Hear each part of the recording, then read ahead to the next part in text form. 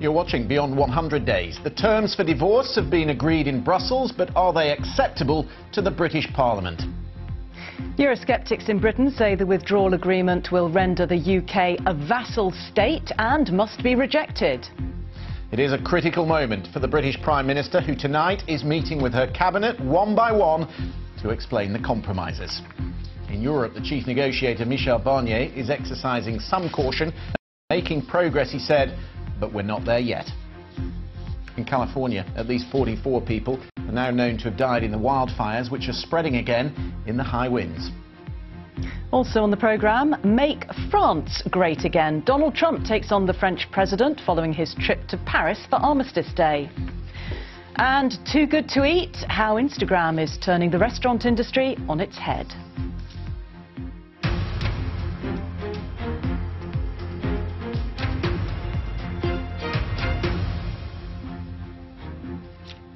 Hello and welcome. I'm Christian Fraser in London. Jane O'Brien is in Washington. The British Prime Minister is meeting her cabinet colleagues this evening one-on-one to put to them a legal document that spells out how the UK will leave the European Union. The breakthrough in the negotiation has come after several days and long nights of discussion in Brussels. It's only part one of the negotiation, the terms of the divorce, but it is a major step forward. But it does not mean the withdrawal agreement has been accepted. The Cabinet will need to decide that in the coming days, and then the British Parliament. And a qualified majority of European leaders must also agree to it, and the European Parliament.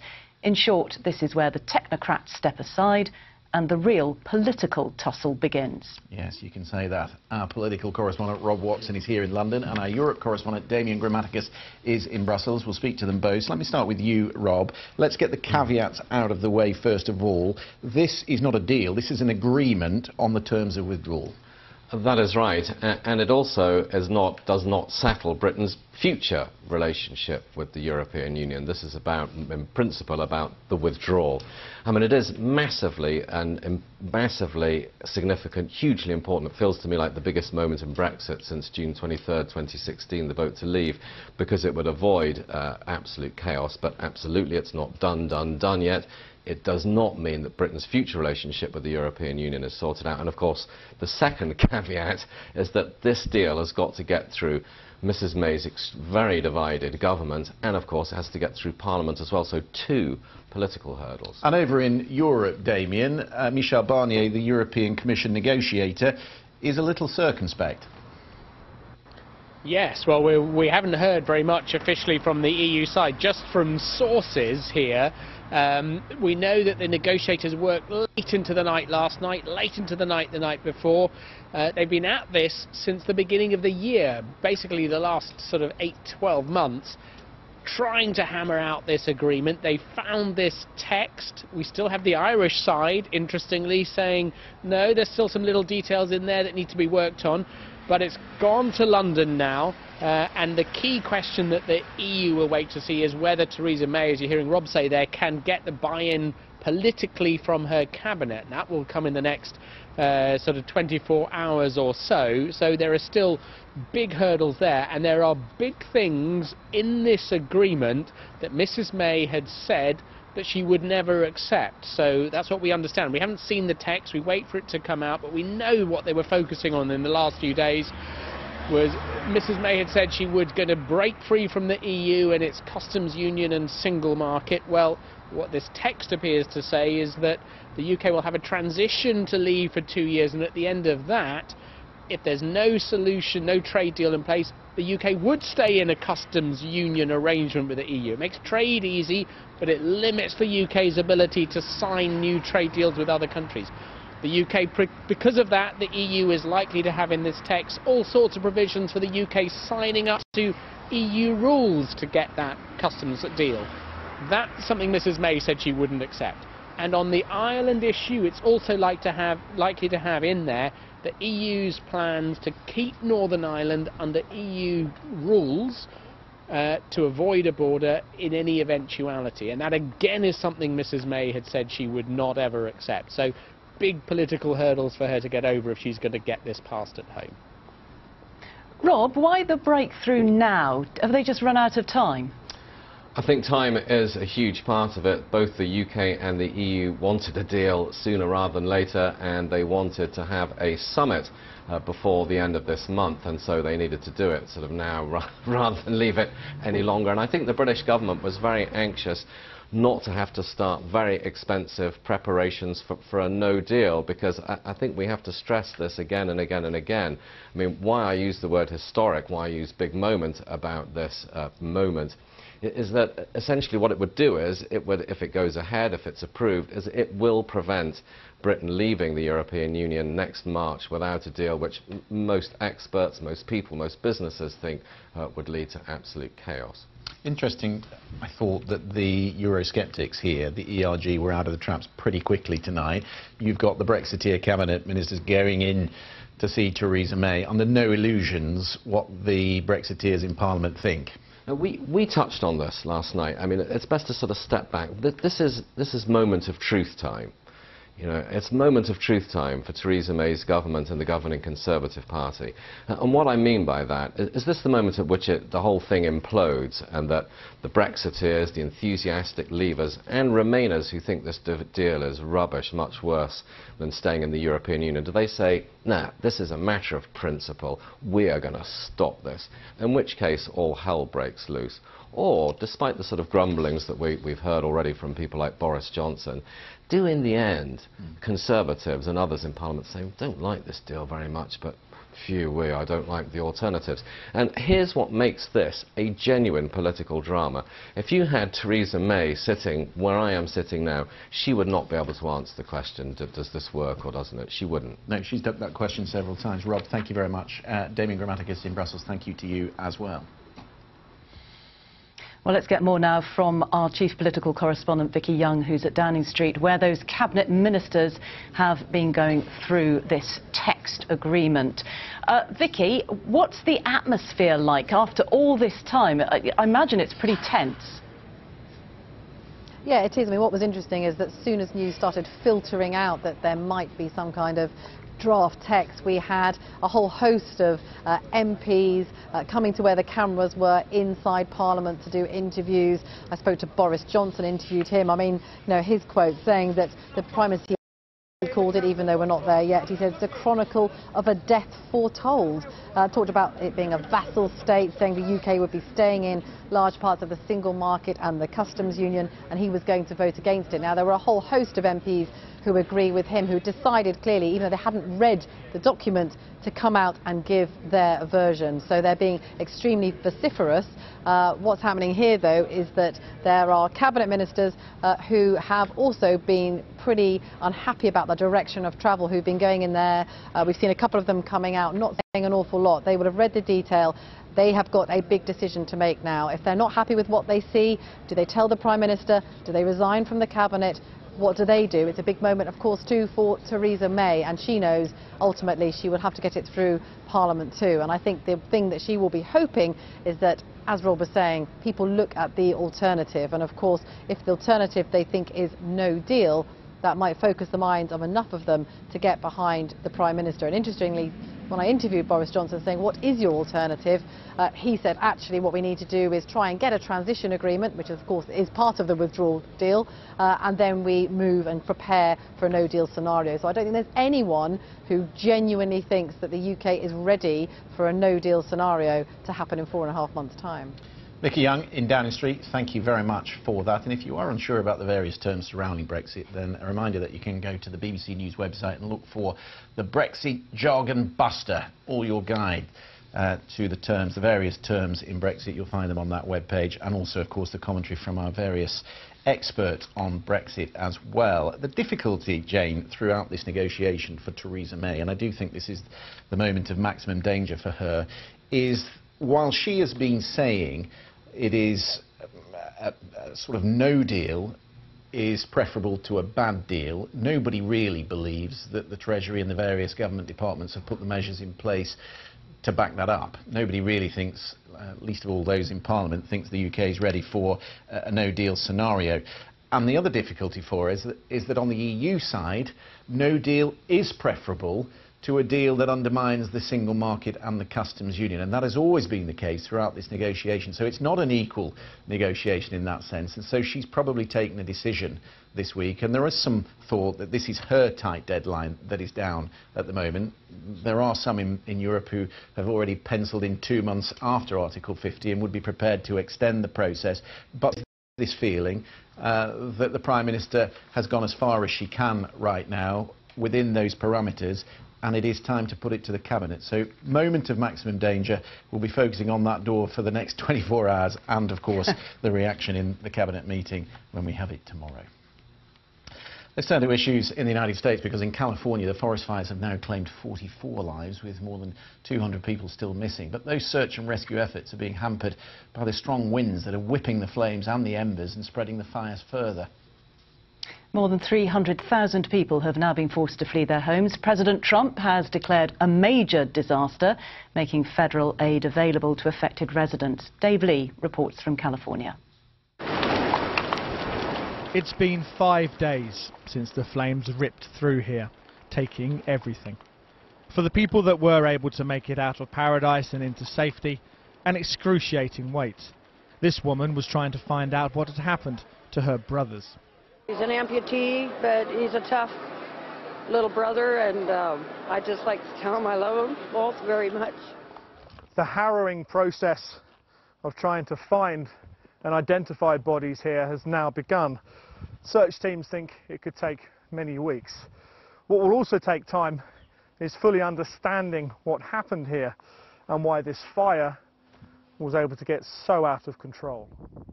It's almost impossible to imagine how it must have felt to see the flames get closer and closer until there was no longer hope. I want to recover as many remains as we possibly can, as soon as we possibly can, because I understand the toll that it takes on people not knowing what became of their loved ones. It just came through so quickly. For those who did make it out, like this nurse, tales of an incredible escape. Fire was coming on both sides. It was a fire tornado in that canyon, and all of a sudden my cab filled up with total black smoke. It made me realize how close I came to losing my life. 500 miles south of where we are, there are rare glimmers of good news. Some of those evacuated in the south have been allowed to return to their homes, or at least what may be left of them. There is no such prospect for the people of what was once known as paradise. Dave Lee, BBC News, in Northern California. Well, a short time ago I spoke on the phone with Alan Pierce, a nurse who drove his truck between the flames to help evacuate the patients at the local hospital in Paradise. Alan, thanks very much for joining me at a very stressful time. How did you get out of Paradise?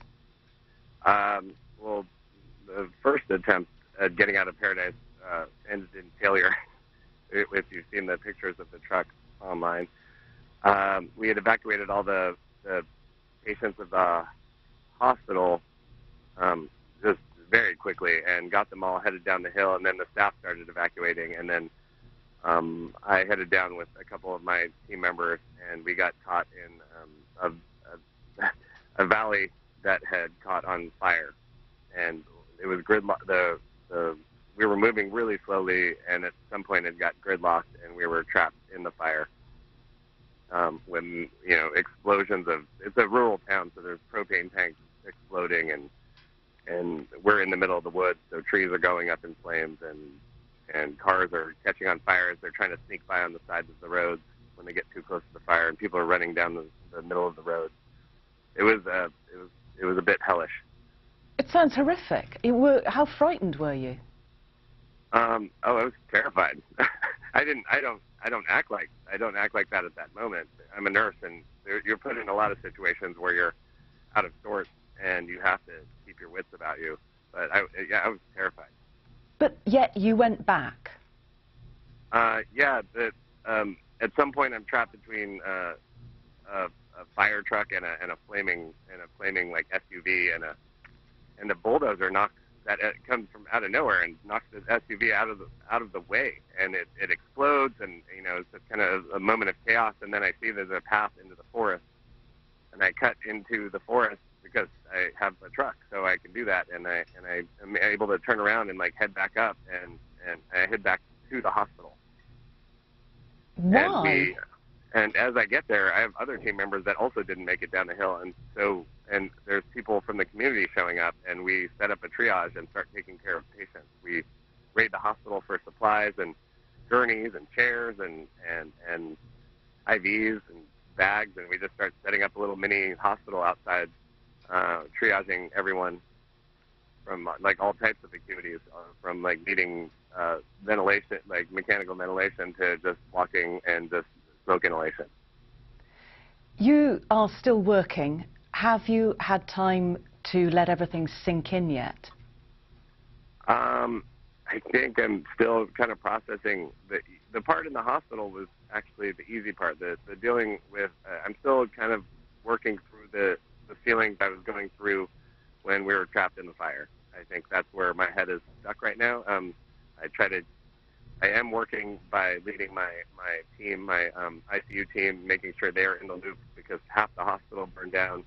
Everyone's job is in limbo, and I'm helping to communicate with my staff about what Adventist Health is going to provide for them. And Adventist Health has been nothing but grateful.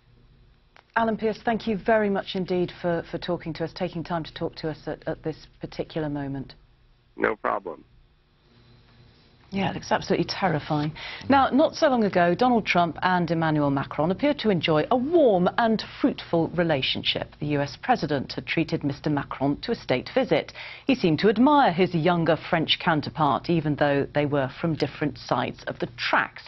One a globalist, the other a self-defined nationalist. But today, the bromance took a stumble. The US president was exercising his frustrations, as usual, on Twitter. Yes, he doesn't much like the French leader's plans for a European army. Emmanuel Macron suggests building an army, he wrote, to protect Europe against the US, China and Russia.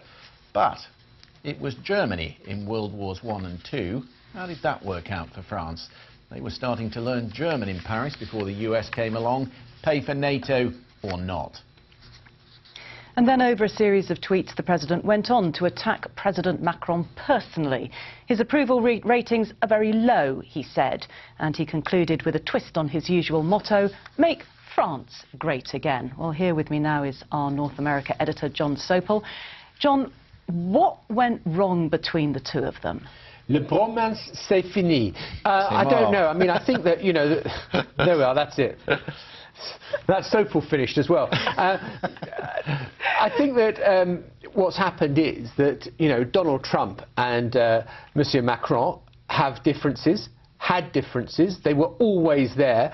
And I think that just before Donald Trump was about to get on a plane, the suggestion that Europe might need an army, perhaps one day, to protect itself against the United States, went down very badly with the president. He fired back, and so you're kind of back to almost where you were when it was Chirac the president and it was George W. Bush the president of the United States, when, of course, the French were being called cheese-eating surrender monkeys. Yes, we've just seen those pictures from Sunday where he shakes his knee and he doesn't look too impressed, does he, the president? You sense the writing was already on the wall.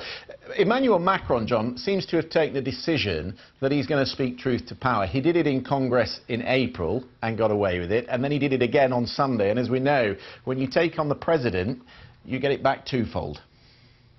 Yeah, and I think that, you know, Emmanuel Macron initially faced criticism that he was cozying up too much to Donald Trump, and then he came over here for the state visit, and as you say, in that speech to Congress, it was completely uncompromising. It didn't need much decoding what he was talking about, and in his speech at the weekend where he said nationalism is the enemy of patriotism, it was pretty clear who that was targeted at. They do not see eye to eye. They do have a different global outlook, and I think that was plain to see at the weekend when Donald Trump seemed in a real grump the whole weekend at being there and what was being expected of him, and that has carried on in this Twitter outburst today. I should say that the Elysee Palace has not dignified it with any comment so far. I'm surprised they didn't say Vive la France. John Sopel, thank you very much indeed for joining us. Now, the broadcaster CNN has filed a lawsuit against the Trump administration after the White House suspended the credentials of one of its senior journalists. Its chief White House correspondent, Jim Acosta, has had his press pass revoked hours after he got into a testy exchange with Mr. Trump. The network alleges this violates their constitutional rights. The lawsuit names the president and other senior aides as defendants, including the Chief of Staff, John Kelly. Well, all this week at the BBC, we're looking at the spread and impact of fake news around the world. Kathleen Hall-Jameson is Professor of Communication and the Director of the Annenberg Public Policy Centre at the University of Pennsylvania, and she joins us now from Philadelphia. Kathleen, what happens when the media becomes the story? The problem when the media becomes the story is that the story has trouble getting through. The problem that the press has when it tries to respond to the president's attacks on it is the president successfully deflects, and that is usually what he is about when he engages in attacks on the press. Should journalists, under the guise of holding Donald Trump accountable and fighting fake news or inaccuracy, fact-check him all the time, or does it run the risk of being distracted and not talking about other things which are possibly more important? The press needs to ask the question, what is consequential deception? That is, what, if believed, substantially distorts the public's understanding of an issue that really matters, an issue that's consequential to governance. If the press actually fact-checked the president in real time on an ongoing basis, there would be little time to cover the news. But I don't like the fact that the press in general has adopted the phrase fake news as if it actually has a meaning. If news is fake, it's not news. I prefer to term these things that we worry about viral deception. That is, the focus is on deception and the virality is the problem. And that gives you the VD acronym. You don't want to catch VD, you don't want to transmit it, and if you catch it, you certainly want to cure it. Yes, yes, you don't want to catch VD. You step away from it. You certainly don't circulate it further. Kathleen, let me just ask you, going back to Jim Acosta, I made my feelings clear on this last week. I think he should have given way to the president, and I said that on the programme last week. But I'm glad they've challenged it, because I think there is a dangerous precedent here. If you take away a press pass for something you don't like in a press conference, it's not a long step to taking passes away for asking the wrong question. And we've seen that in the sporting world, where sports journalists are sometimes nervous of asking clubs and managers questions in case they're banned from the club. So perhaps as well that they are challenging it.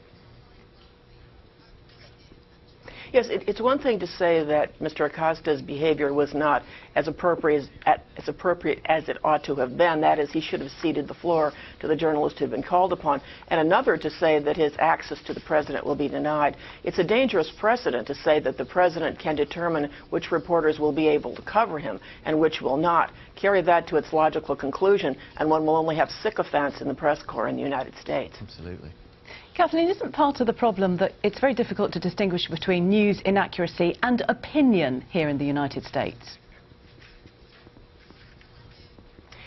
It is not difficult to distinguish if one asks the question properly.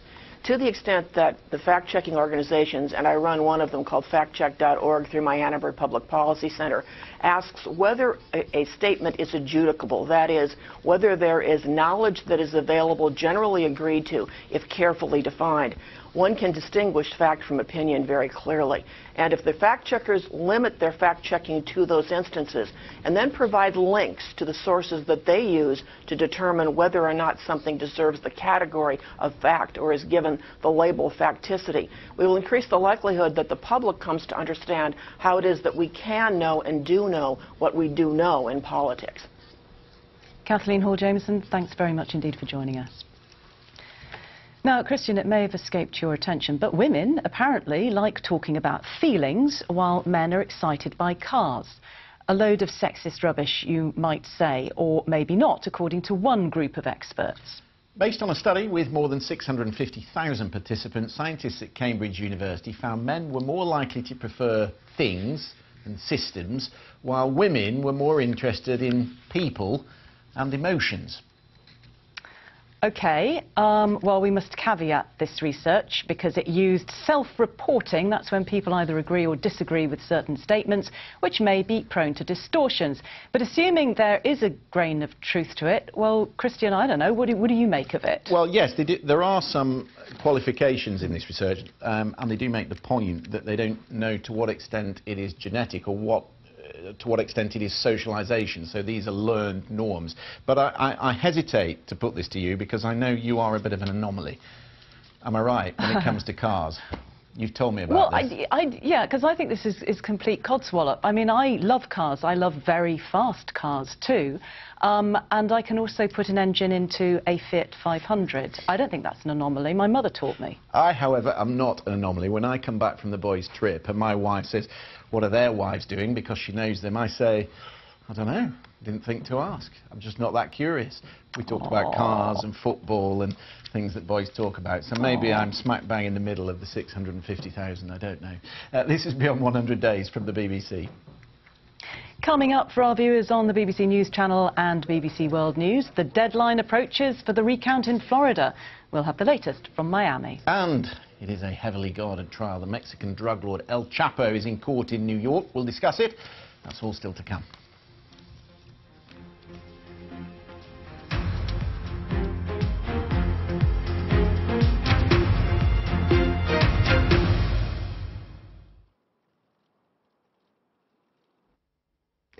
Good afternoon. After all the showers of the last few days, the prospects through today have been a good deal drier and brighter, and we'll stay with some clearer skies through the remainder of the afternoon and on into the evening. Beautiful pictures from the coast of Hampshire a little earlier today. Satellite picture showing you very clearly where we sit at the moment too, between the weather fronts and showers we saw yesterday and our next weather system waiting to move in for tomorrow.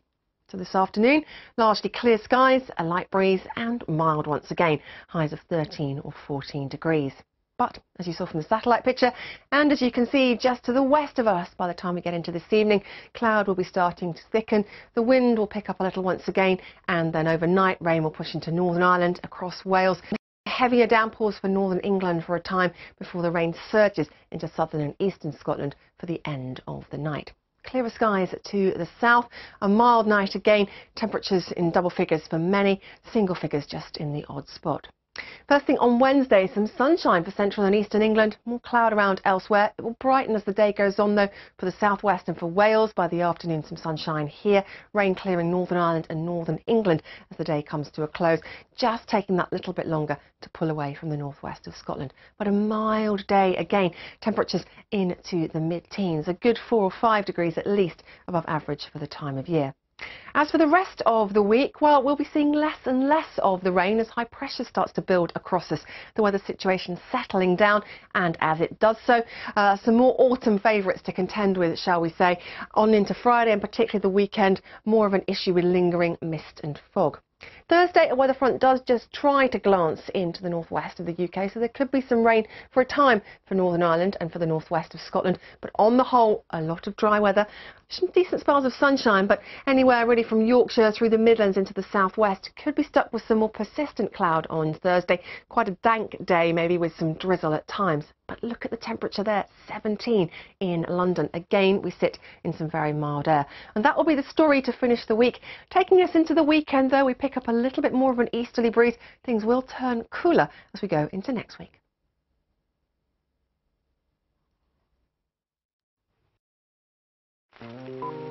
There are many movies out at the moment that are claiming to be comedies. This beats all of them. And on the one hand, it's a political